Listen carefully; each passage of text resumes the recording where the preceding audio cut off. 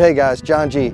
We have come all the way across the pond to the UK. It's just been a great privilege to be invited to Aquatic Art Live for the second time. 2 years ago I was here, and I get to come back again with a bunch of great friends. What you're getting ready to see is an aquatic art competition. So they've brought us over here to teach and to share and to love all of these guys and help them build better water features, better businesses, make their lives a better place to live. And in the meantime, we get to absolutely enjoy this aquatic art contest. So let me tell you what's going on here. Everybody gets one of these little itty bitty spaces, and they got one day from a time to get these things built, and then they get 1 hour this morning to get it done. You're gonna get to watch a little bit of what they got going on and a bunch of cool after footage of these little itty bitty, high detail, amazing water features. Guys, stay tuned. I appreciate you joining the Adams family for another episode of Aquatic Art Live in the UK. John G out.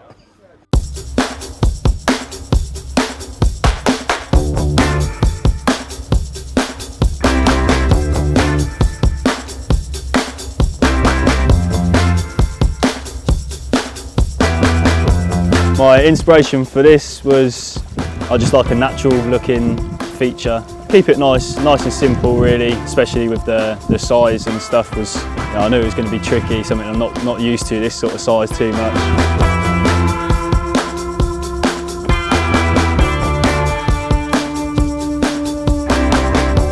I came here to connect, with all of you guys. So I have the theme that echoes that. So I have two balls. Those are like my mystery items, and the balls are similar but not the same. All of the people here are similar but not the same, and they work together, they connect to create something beautiful.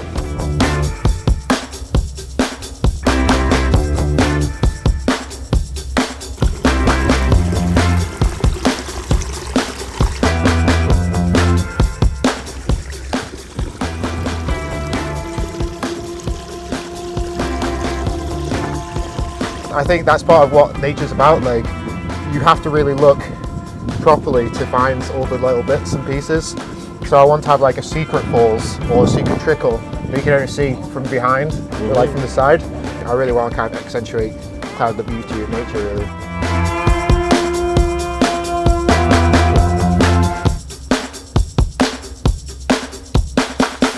Rock and roll kids, the event is over. I just wanted to walk through real quick and share my thoughts on each one of these spaces. Tell you what my favorite things are about them, and if any critique could come out of my mouth, I'll say it, but I mean, they're all pretty amazing. You guys let me know in the comments which one you like the best. Overall winner, Mr. Pemberton, and I mean, this garden speaks for itself. I really love the way that his whole concept of the sunkenness of his hidden item back there, his Asian theme. I mean, it's just fantastic. The very few things that I would critique on this garden personally are going to be, one of them consistent with all the boxes. I just don't really like seeing the wood around the outside edge. I would prefer that something was done to sort of mask and encapsulate the entire space, whatever that looks like. Other than that, fantastic job, my friends. Urban's feature, man, this thing just, I can't wrap my head around it. I think the reality of this is using product on this overall, it's just an exceptional garden. It's got all kinds of textures, it's got all kinds of colors. I love the way the plants were used in it.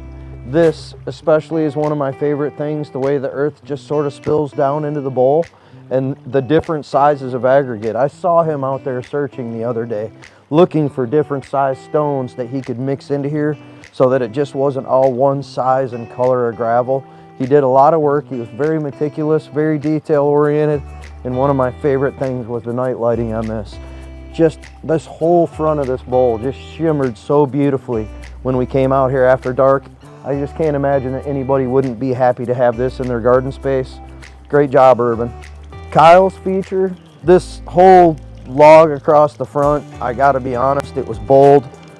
It kind of sets the scale for the whole feature. So I think by this tree being so big, it diminishes your mind's ability to imagine that this landscape is bigger than it actually is. With the bonsai tree and the little small evergreens, and the logs in here. I think it definitely could have had the feeling of a much larger space from a distance, but I think the tree kind of sets that scale off a little bit. Other than that, his story of what he was doing in the bones and how Mother Earth absorbs everything back in, and the whole cycle of life thing, or circle of life, whatever you want to call it, I think was very cool. And just how imaginative he was with the things, the processes that he went through to set this up. Absolutely fantastic. All I have to say to Kyle is keep doing it, dude. You got a skill. You're new at what you're doing, and this is absolutely fantastic. Keep doing, keep learning. Attaboy. Tom's, just his story is deep, and his whole attracting birds and bees and nature into this thing and keeping the water super subtle. I get it. For me, in an aquatic art competition, it was hard for me to wrap my head around the fact that there just wasn't more water. He didn't want more water. I totally respect him doing him. But for me, from a competitive standpoint, if there would have just been another little trickle of water, that would have been really hit a hot button for me on this one. Maybe something back here in the wood. And the lighting effect was amazing in the back here, but coming out here in the pitch dark, I really couldn't see the actual water feature much from a viewing standpoint. The strongest thing about this is, I think, in an actual landscape, this is attractive to a whole nother genre of people who are more about wildlife and bringing in the birds into their garden. And I can visualize this in a very small patio area or anywhere where people would just not have a lot of room and want to bring a little nature into their space. This is a fantastic thing for a super chill kind of zen spot. So good job, man. All right, what do we got here? Mr. Freddy. I love this garden, I really do. I think he did, you know, he reminds me, his style reminds me of me, and that he just came in here and did him. He's just a fun guy, and he brought his spirit into what he built in here. The fact that he didn't have time to have this master plan together of what he was going to use, and he actually let MJ bring him something, and then on the spot had to figure out how to integrate it and make it work. And the way that he worked it in here, and I mean, it's a plastic skull, for crying out loud. And here, he just sunk it into the moss. He made it feel organic. It's like part of what's coming out of the earth, and it just has this whole thing that works. And coming out here the first evening, and the red light in here made this whole area glow, and it highlighted this spot. It was just super cool. This lower section is like the best stream spot for me. He really utilized 100% of the water flow that he had by not valving it off, and I think he maximized the effects of what he had for the aquatic portion of this. So great waterfall. He used the height very well, covered up almost all of the box. Super job, Freddy. Looks awesome, dude.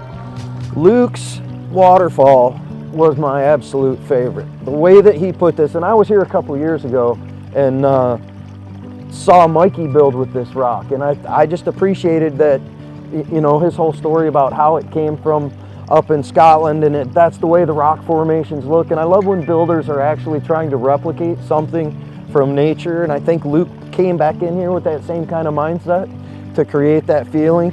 He did an amazing job with his rock work and how tight he pinched this waterfall down. He's just got a beautiful, nice, clean pinched falls in there. These things actually came out of his garden. I thought that was an awesome story, that he bought his first house. They have this kind of deeper meaning to him, and they weren't even fountains. He actually turned them into fountains so that he could work them in and make them his secret item. His rock work in here is just super tight. He did a fantastic job of working those stones in. Moss works clean. Only thing I really would critique, me personally, I think this second falls would have served him better if he would have tightened that one down a little bit as well. But the way that he zigged his water around here, he really maximized the movement that he got out of his stream work, and it's just a killer job. That was my favorite fall in the whole thing. This was one of the hardest events I've ever had to judge. I'm gonna go home and build something in a little tiny space like this, because I mean, it's just a whole new universe to build something so small and intricate. It's like a diorama kind of thing, and they all did such an amazing job. It was very difficult for me to choose the best categories in each one, because they are all so very different. But I think that all of these guys did an absolutely incredible job with this. I'd love for you all to tell me down there what you think, which one's your favorite, who would you have voted for, what do you love or not love.